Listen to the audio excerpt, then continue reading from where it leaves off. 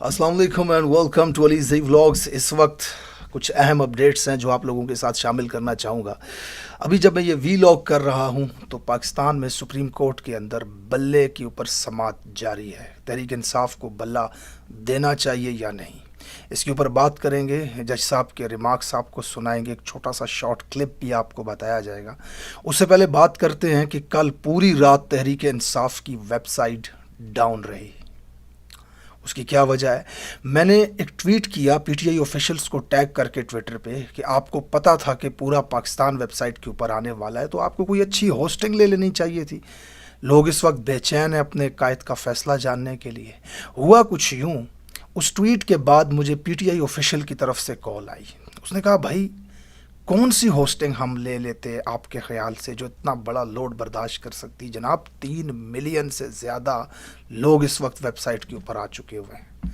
इतना बड़ा लोड बर्दाश्त करने के लिए तो हमें फेसबुक या ट्विटर से या इंस्टाग्राम से होस्टिंग उधार लेनी पड़ेगी, भाई उनका सर्वर यूज़ करना पड़ेगा।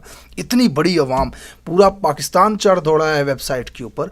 अंदाज़ा लगाएं, आज तक कभी तारीख़ में ऐसा नहीं हुआ कि किसी सियासी जमात के कारकुनान को जानने के लिए कि टिकट किसको दिए हैं पूरा पाकिस्तान बेचैन हो। लोग जाग रहे थे और इंतज़ार कर रहे थे अपने कायद के फ़ैसले का कि कौन से उम्मीदवार इमरान खान साहब ने मैदान में उतारे हैं इस माफिया के ख़िलाफ़। पूरा पाकिस्तान उस वेबसाइट के ऊपर जा रहा था, जिसकी वजह से वो वेबसाइट डाउन हो चुकी थी।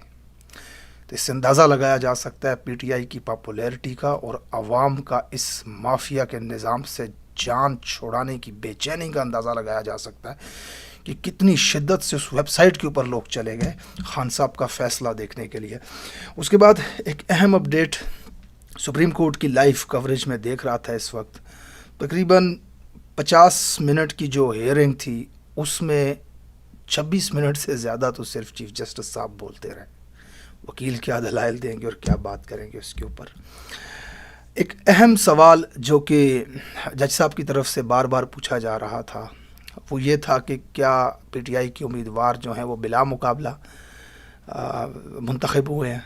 तो मगर ये बस हम देखना चाहते हैं कि भाई आपका ये कोई पिक एंड चूज वाला एटीट्यूड ना हो। जी सर। अच्छा, तो असली बात इलेक्शन की आ गई ना बस। जी सर। एंड देन ये माइनर चीजें तो चलें ठीक है। वो अनअपोज आने की जो रवायत है ये सिर्फ इन्हीं के पास आई है या और दूसरी पॉलिटिकल पार्टीज में भी अनअपोज इलेक्शंस हैं? दूसरी और जितनी भी पॉलिटिकल पार्टीज जो they are, my lord I will take instructions in specific पीछे इलेक्शन वाले इलेक्शन कमीशन ये अनअपोज जो है और पार्टीज भी आते हैं या सिर्फ यहीं पे ये रिवायत कायम हो गई है और आपकी दूसरी पार्टीज में इलेक्शन होते हैं प्रॉपर या वो भी इसी तरह होता है? रिकॉर्ड देख के फिर बता सकते। जरा चेक कर लीजिएगा कल। चले आप देख लें। The submission is, my lord, that the objection. Let's finish with the law now. Yes, my lord. Section 209. A political party shall, within 7. तो मेरे ख्याल में उनके सामने ये पीएमएलएन की लिस्ट पेश कर देनी चाहिए थी। शहबाज शरीफ से लेके मरियम नवाज से लेके मरियम औरंगज़ेब तक, अता तार और इसाक डार जितने भी हैं सबके सामने आप देखें लिखा हुआ है बिला मुकाबला। बग़ैर मुकाबले के इनके पास पार्टी के बड़े बड़े ओहदे हैं, तो मेरे ख्याल में उनके सामने ये पेश करना चाहिए था।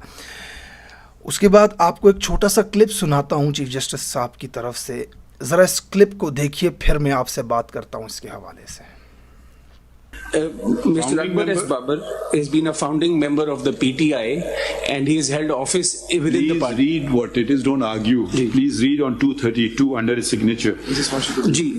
His address, his cell number, founding member of PTI, founding president of PTI Balochistan, former Central Information Secretary of PTI, former Vice President PTI Media and Information Management, former member PTI CEC and Core Committee.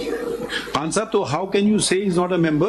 He has given not one, You may not like him as a different. जनाब इस कार्रवाई को देखते हुए एक चीज़ का मुझे अंदाज़ा हुआ, बहैसियत एक आम आदमी, इलेक्शन कमीशन का जो वकील था उसकी कोई इतनी तैयारी नहीं थी या उसके अंदर इतनी कोई काबिलियत नहीं थी कि वो पॉइंट अदालत के सामने रखता।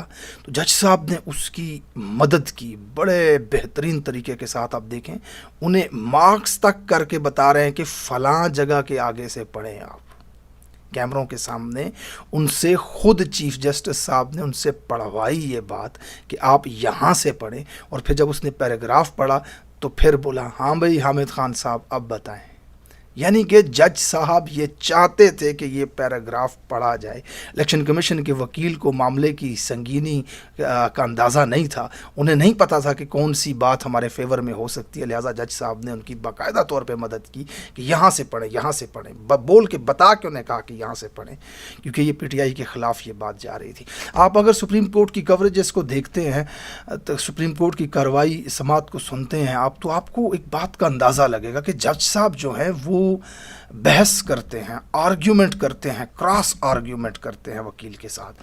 तो एक ह्यूमन फिनोमेना है, ह्यूमन साइकोलॉजी है कि जब आप किसी के साथ बहस में पड़ते हैं, जब आप किसी के साथ क्रॉस आर्ग्यू करते हैं, तो आप कभी भी उस बहस में हारना नहीं चाहते, आप दूसरे को हराना चाहते हैं, खुद को सही और दूसरे को गलत साबित करना चाहते हैं।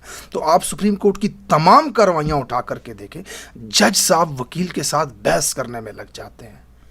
और फिर मुझे ये बताएं कि बहस में पड़ा हुआ शख्स, क्रॉस आर्ग्यू करता हुआ शख्स अपने आर्ग्यूमेंट्स को या अपनी दलाइल को कमज़ोर कैसे मानेगा। उसकी हर मुमकिन ये कोशिश होगी कि मैं सामने वाले को गलत साबित करूं और ख़ुद को सही साबित करूं। तो PTI के वकीलों के साथ अगर जज साहब बहस करते हैं, तो आप कैसे अंदाज़ा लगा सकते हैं इन जज साहब से कि वो अपनी आर्ग्यूमेंट्स में हार मानेंगे और PTI के हक़ में फ़ैसला करेंगे। ये आर्ग्यूमेंट करना, दलाइल देना, ये वकीलों का काम होता है। जज साहब का काम है सवाल करना और फिर उसके बाद फ़ैसला सुना देना। सुप्रीम कोर्ट की कार्रवाई में अनफॉर्चुनेटली हमें ये सब सुनने को मिल रहा है। उसके बाद अहम खबर, जस्टिस एजाज अल एहसन साहब का इस्तीफ़ा मंजूर कर लिया है जनाब सदर पाकिस्तान साहब ने। मैं सोच रहा था कि इस मुल्क में तारीख़ देखें ना अगर, तो प्रेशर बड़े बड़े बर्दाश्त ना कर सके। मुशर्रफ पे प्रेशर आया तो अपनी मौत तक पाकिस्तान आना गवारा नहीं किया उसने। नवाज शरीफ मुतअद्दद मरतबा मुल्क से भाग के चला जाता है, बेनज़ीर तक मुल्क छोड़ के चली गई। जरदारी ज़रा सा प्रेशर आता है, आंख टेढ़ी करता है इसकी तरफ, कोई दुबई में जाके लैंड होता है। और तो और 71 में एक बहुत बड़े जनरल साहब ने 90,000 पाकिस्तानी फ़ौजी कैद करवा दी, हालांकि फ़ौजी लड़ना चाहते थे, लेकिन प्रेशर आया, हार मान ली, इंडिया के सामने हथियार डाल दिए। इसी तरह जज साहिबान भी प्रेशर में आकर इस्तीफ़े दे रहे हैं। खुदा की कसम, इमरान खान वो मर्द मुजाहिद है जिसके ऊपर गोलियां तक चला ली गई। आज 200 केसेस में वो बेगुनाह बेकसूर जेल में कैद है, लेकिन प्रेशर में आने का नाम नहीं ले रहा वो शख्स। क्या फौलादी एहसाब है उस शख्स के। अपनी पूरी ज़िंदगी में और जितनी पाकिस्तान की तारीख़ जानता हूँ, मेरी नज़र में एक शख्स है पाकिस्तान के अंदर जिसे ब्लैकमेल नहीं किया जा सकता, जिसे प्रेशराइज नहीं किया जा सकता।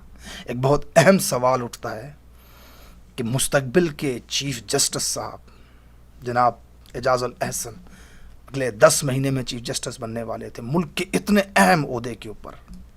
ज़ाती नोयत का मामला हो सकता है, अल्लाह ना करे शायद कभी मेरे पे ऐसा वक्त आए तो मैं भी प्रेशर बर्दाश्त ना कर सकूं, लेकिन मुल्क के इतने अहम ओहदों पे बैठे हुए लोग भी प्रेशर नहीं बर्दाश्त कर सकते। तो इसका मतलब है कल इंडिया आके चढ़ गया हम पे और बोला कि भाई गुलाम बना के हमारे हवाले कर दो, तो इन अहम ओहदों के ऊपर बैठे हुए लोग क्या हमें इंडिया के हवाले कर देंगे प्रेशर बर्दाश्त ना करते हुए?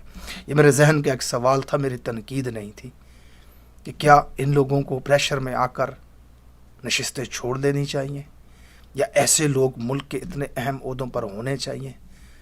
दोनों मुअज़्ज़ज़ जज साहिबान से मेरा कोई इख्तलाफ नहीं है, बस ये बहसियत आम पाकिस्तानी एक जहन में आया सवाल था, वो मैंने आपके सामने रखा। Thank you so much for watching this short video. Channel को सब्सक्राइब कीजिएगा, लाइक का बटन प्रेस कीजिएगा, कमेंट सेक्शन में अपने राय का इजहार कीजिएगा। मिलते हैं अपने नेक्स्ट वीलॉग में।